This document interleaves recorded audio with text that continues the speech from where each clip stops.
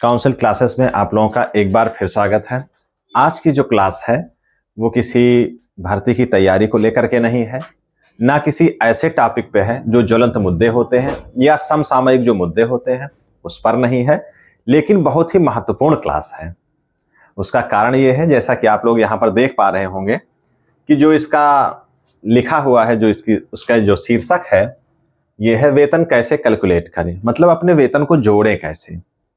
आप नौकरी की तैयारी कर रहे हैं, जो कंपटीशन की तैयारी कर रहे हैं, उसका मूल उद्देश्य क्या है कि कुछ ना कुछ धनोपार्जन करना, जो भी धनोपार्जन हो सम्मानजनक हो। जिस प्रकार की आप नौकरी करते हैं उस हिसाब से आपका पद होता है। पद का आशय यह है कि ABCD इस प्रकार का उसका क्रम निर्धारित होता है, उसी हिसाब से उसका वेतन होता है।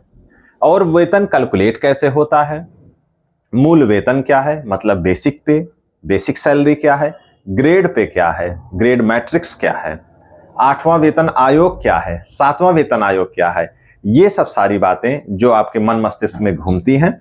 ऐसे लोग जो तैयारी कर रहे हैं इस प्रोसेस से गुजरेंगे। वेतन जब मिलेगा उसका कैलकुलेशन कैसे होता है, कितना वेतन मिलेगा, इसके बारे में आप हरदम नहीं लेकिन कभी कभार जरूर सोचते होंगे कि आखिर हमको वेतन कितना मिलेगा, सैलरी कितनी मिलेगी और वो कैलकुलेट कैसे होता है। सच बताऊं मैं तो जब तक मुझे नौकरी नहीं मिली थी तो मुझे भी नहीं पता होता था कि आखिर ये ग्रेड पे क्या है, मूल वेतन क्या है, कैसे जोड़ा जाता है और कैसे इसका कैलकुलेशन होता है।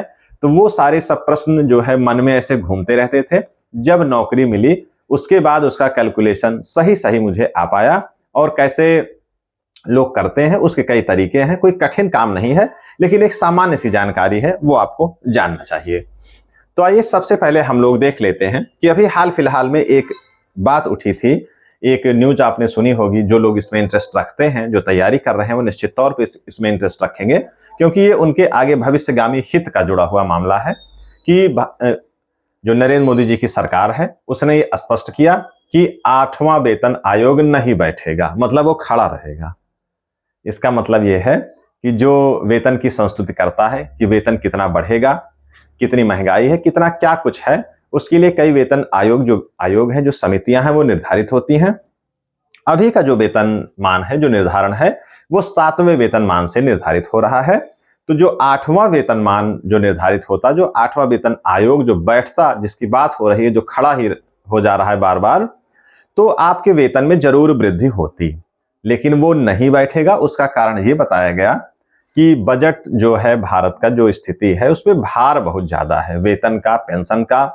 तो जो बढ़ा हुआ वेतन होगा उसको देने में भारत सरकार सक्षम नहीं है, इसका बजट गड़बड़ हो गया है, इसलिए ये अतिरिक्त वेतन देने में सक्षम नहीं है। इसलिए अभी हाल फिलहाल में 8वां वेतन आयोग जो बैठना था वो नहीं बैठेगा, वो चलता रहेगा, वो खड़ा रहेगा। हाल फिलहाल अभी के लिए टाल दिया गया है।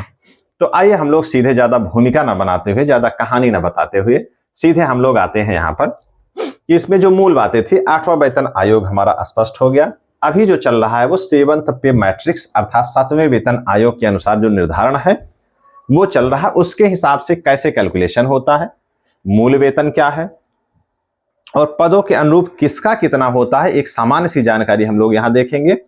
उसके अलावा ग्रेड पे क्या है, किस पद पे कितना ग्रेड पे होता है, उस ग्रेड पे के हिसाब से मूल वेतन होता है। और महंगाई भत्ता कितना मिल रहा है या क्या होता है महंगाई भत्ता, HRA क्या है, एक टॉपिक यहां पर छूट रहा है, HRA और ये DA डियरनेस अलाउंस और HRA ये आवासीय भत्ता। तो इतनी बातें हो गई, ये दो बातें हमने समझी। ग्रेड पे और मूल वेतन जो बेसिक सैलरी होती है जिससे हमारा वेतन निर्धारित होता है, वो DA डियरनेस अलाउंस मतलब महंगाई भत्ता, या HRA मतलब आवासीय भत्ता जो मिलता है। ये सारे इसमें शब्दावलियां हैं, ये सब कुछ है इसमें।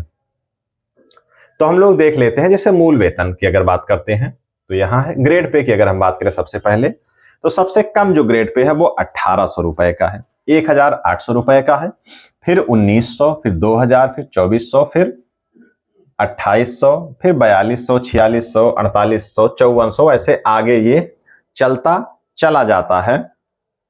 वो टेबल के हिसाब से होता है, उसमें स्केल होता है कि जो पे बैंड कितना है, जो स्केल है वो कितना है, वो सब बढ़ता जाता है। इसके आगे भी होता है। मेरे कहने का आशय यह है कि यहीं रुकता नहीं, इसके आगे भी होता है। तो हम लोग एक उदाहरण के तौर पे जो सामान्य पद हैं वो सब इन्हीं के अंतर्गत होते हैं, मतलब कि चतुर्थ श्रेणी, तृतीय श्रेणी और द्वितीय श्रेणी, यहां तक के सारे पद, मतलब कि फर्स्ट नहीं, इधर से ये फर्स्ट, सेकंड, थर्ड, फोर्थ, ये चतुर्थ श्रेणी तक के जो सारे पद हैं, मतलब कि तृतीय श्रेणी, चतुर्थ श्रेणी और फोर्थ चतुर्थ श्रेणी, इनके सारे पद का जो वेतनमान है यहीं से निर्धारित होता है। तो जो हम देख रहे थे ग्रेड पे 1800, हाँ 5400 तक ये मामला चला गया था, इसी के अनुरूप ये मूल वेतन होता है। जैसे 1800 पे जो न्यूनतम जो मूल वेतन है वो 18,000 है।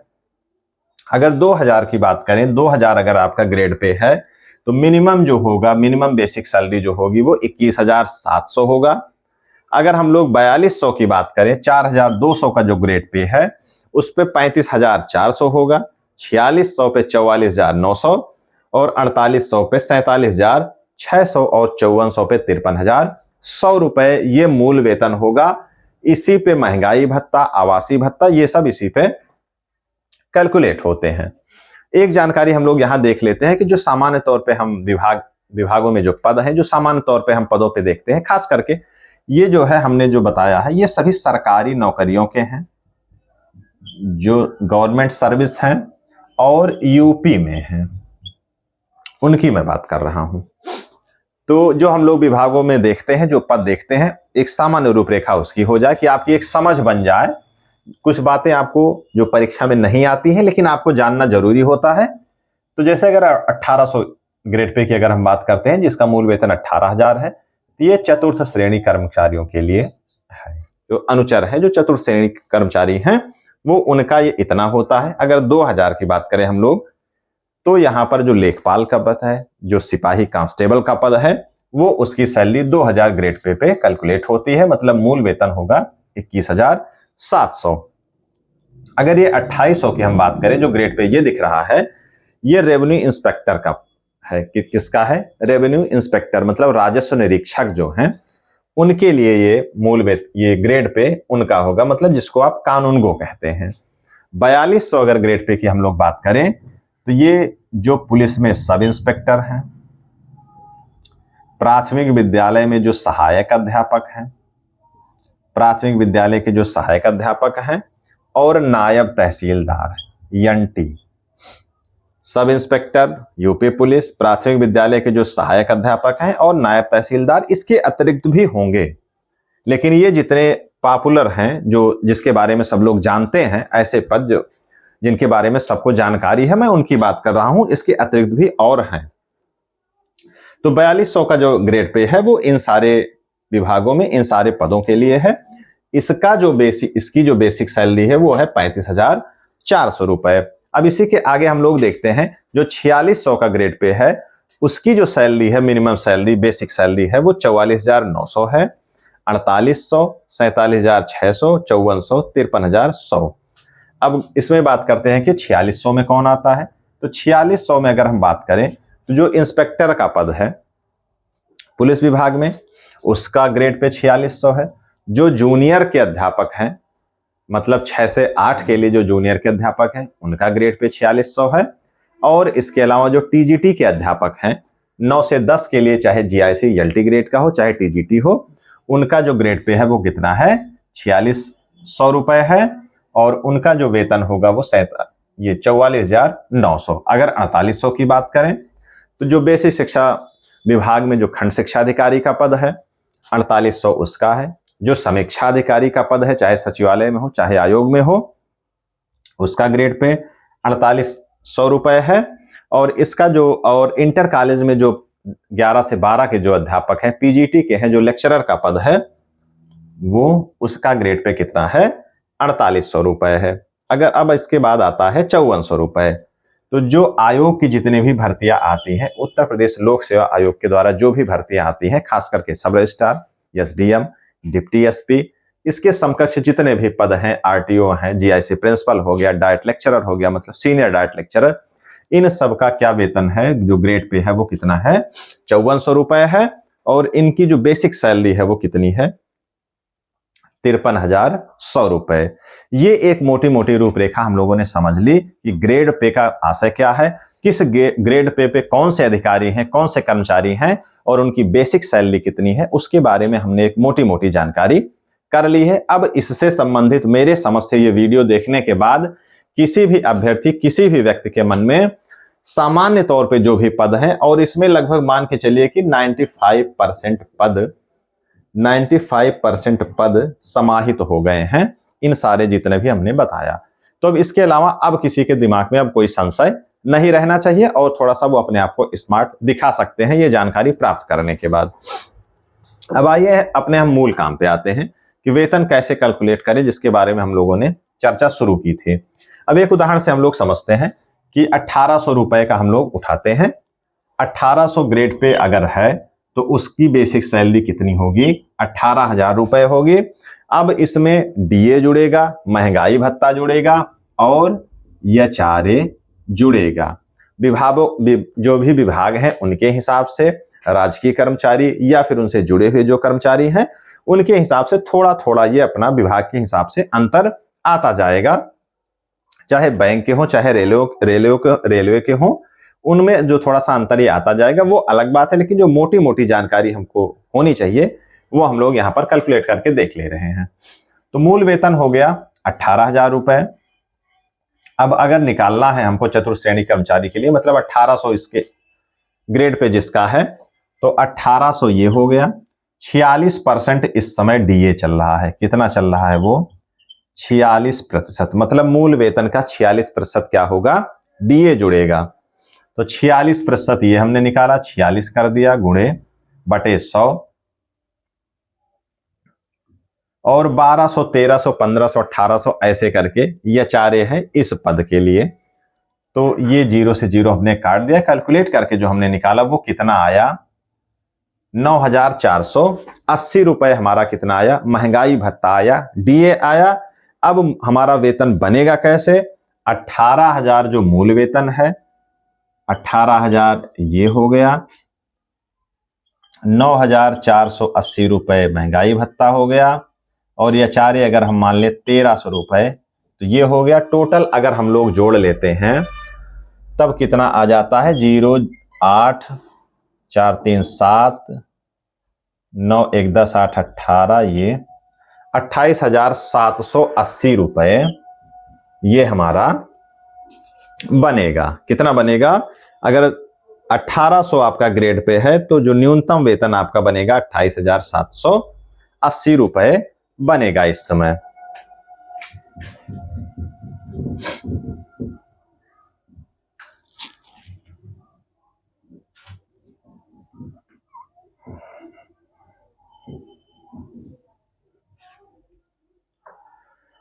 अब जैसे सबसे ज्यादा जो पद है, जैसे जो हम लोग तैयारी कर रहे हैं, खास करके प्राथमिक शिक्षक भर्ती की भी तैयारी कर रहे हैं, समीक्षा अधिकारी की तैयारी कर रहे हैं, इन सब चीजों में अगर हम देखें तो एक सबसे ज्यादा जो है ये 4,200 रुपए है।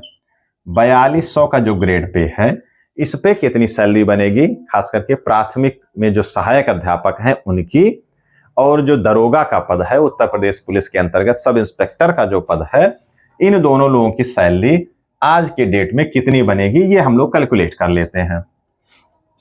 अगर ग्रेड पे 4,200 है तो इसकी जो बेसिक सैलरी होगी वो कितनी हो जाएगी?